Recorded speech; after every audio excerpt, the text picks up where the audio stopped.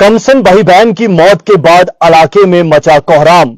नाजरीन, एक ऐसी खबर जो दिल को तार तार कर देने वाली है और इस वक्त की सबसे बड़ी खबर भी है। आपको बताते चले कि जिला राजौरी की तहसील खवास के बुधल इलाके में एक ही घर के मासूम बच्चों की अचानक अमवात हो जाती है और इसके बाद इलाके में कोहराम मच जाता है। मजीद यह बताया गया है कि बुधहाल के पंचायत हल्का बी मोड़ा शतरवन के रिहायशी मोहम्मद रफीक का यह घर था, जहां इस वक्त कयामत बर्पा हो गई जब इनके 3 बच्चों की तबीयत अचानक बिगड़ जाती है।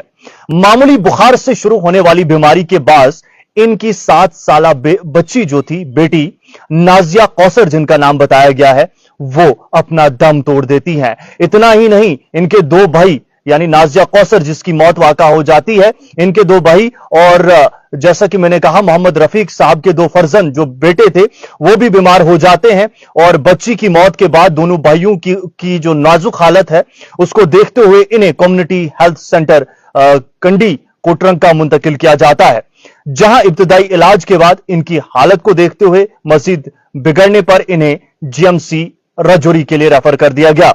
नाज़रीन, फिलहाल मुतासरा या फिर जिन बच्चों को प्रॉब्लम हुई उनके नाम में बताते चलूं जिन्हें रेफर किया गया था।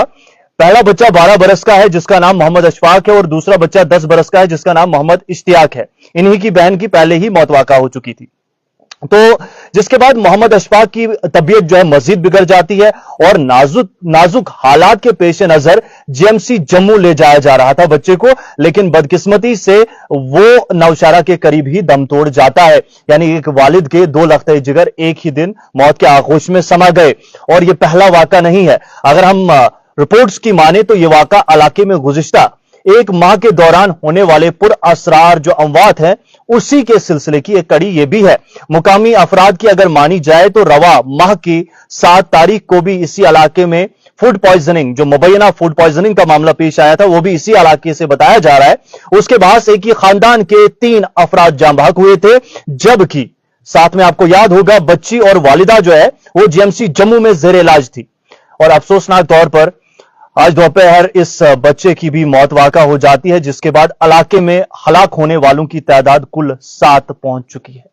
जहां बिल्कुल आप सही सुन रहे हैं, लेकिन पता नहीं चल पाया है कि आखिरकार वजूहात क्या है। कुछ रिपोर्ट्स हैं जिनमें यह बताया गया है कि इलाके में खौफ हरास का माहौल है और मुकामी जो लोग हैं, मुकामी जो अफराद हैं, उन्होंने लेफ्टिनेंट गवर्नर जम्मू कश्मीर